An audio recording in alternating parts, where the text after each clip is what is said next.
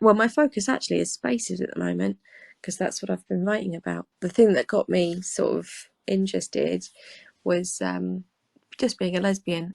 When I've spoken with trans people, the ones I know in real life, the people I know in real life who are trans, are great. You know, we'll sit there and talk for hours and they're fantastic. I had a little hope that trans women and women would actually work together on a solution that works for everyone. But I was a bit foolish there. I think I was being a bit too hopeful.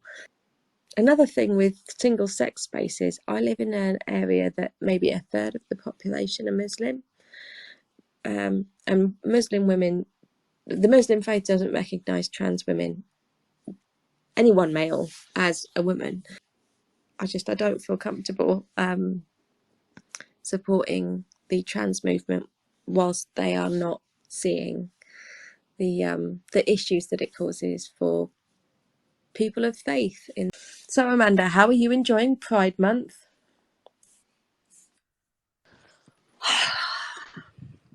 When is it? When Pride Month? I swear, I feel it's like Pride Year, or it goes on forever and ever. And I'm disgusted at seeing the things that I'm seeing.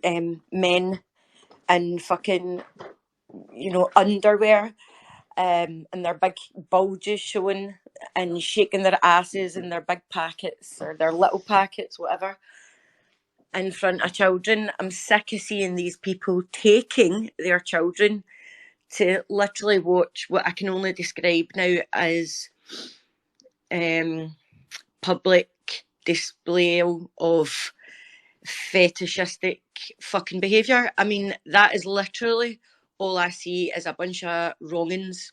Even during the day, yeah. The men in fetish gear on like leashes with ball gags in their mouths, and it's a very sexualized event. Did anyone hear about I think, was it America, the kids that get found after their Pride event? I think it was.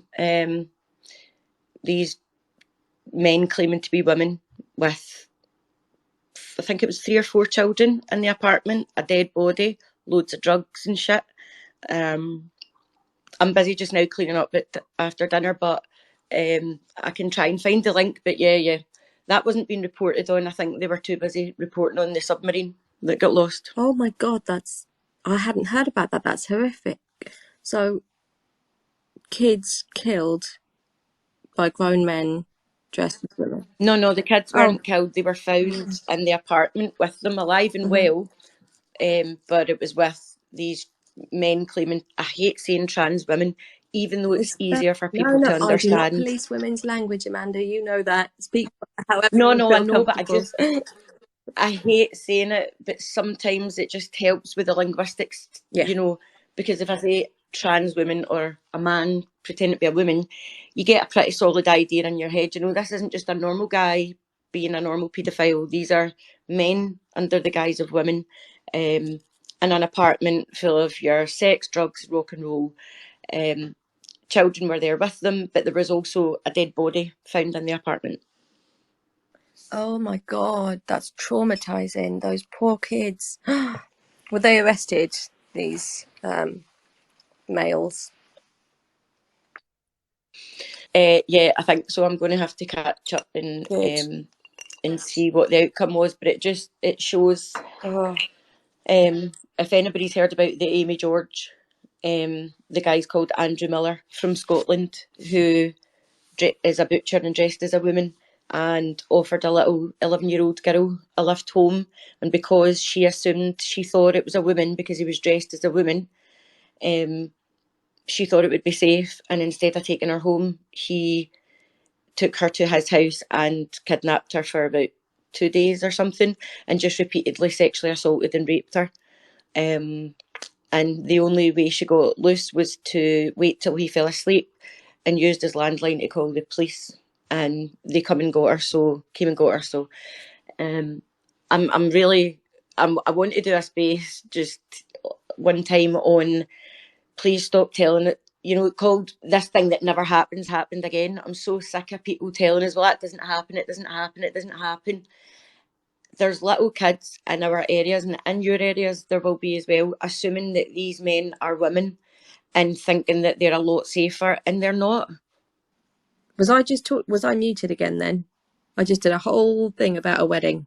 Anyway, I hate to go on and on about bathrooms, but I keep having this conversation over and over again because it's a stance I've recently changed. My stance used to be, if it's not cut off, it can't come in. And that's the end of it. Like, fine, transsexual women in women's bathrooms, fine. But not, just anyone who says they're a woman. Fine, transsexual women in women's bathrooms, fine. But not, just anyone who says they're a woman. That really does open the door to, my reasoning was, if you've gone and actually had your penis inverted and had the surgeries, then surely you're not coming into a women's bathroom. The odds are you're just a trans woman wanting to use a women's bathroom, and there's no ill intent. I had something fun happen the other day. My mum came out to me. Not really. She said before she got married that there was a woman when she was younger, and I was like, wow, amazing. But we sat down and had lunch and everything. We were talking about it. I was like, that's quite cool. She said sapphic rather than lesbian or bi or anything. But fun conversation though. Coming out later in life, I mean, obviously she's married, so that it was just a sort of conversation. But coming out later in life is apparently one of the best things you can do. Like, if you've had a family and you are bisexual or lesbian, and you think, a lot of women think, oh well, it's too late now though. But it isn't. It's never too late. Just coming out and being part of the lesbian community and making lesbian friends or bisexual friends, it's a really great place. And where lesbian culture is kind of diminishing a bit, we're so welcoming to new women. And so yeah, come out, do it. The water's lovely. And yeah, there is no too old to come out, honestly. Absolutely not. We just love being lesbians. Chill. Okay, so I had somebody tell me because so on Twitter is just not reality. It is just not Yeah, thank I God. mean, there are people that I talk with and I make genuine connections, but it is not based in reality. It's like the most extreme of everything, all just kind of piled into one. Oh And yeah. so And the most I have, extremist people, damn right they've got Twitter accounts. because I stand up for women's rights and children, that doesn't mean that I'm against somebody else's rights. What is it about the phrase transphobic that everyone seems so invested in? Because it wasn't that way with homophobia. If you accuse someone of being homophobic, most people just said, yeah, it's wrong, I don't agree with them. But some people are just homophobic. They don't agree with the lifestyle. Get on with it. But the word transphobic seems to have a lot more weight behind it. And I don't know. It's really it really kind of baffles me, because it's I have transsexual, my best friend is transsexual, and I'll tell them that, and they'll say, well, that's the same thing as saying you have a black friend and you're not racist. It's no, but you're telling me I'm phobic of somebody, that I'm scared. Phobia is, if that's what that is. I'm not scared of, at least I have people of all different walks of life in my actual life.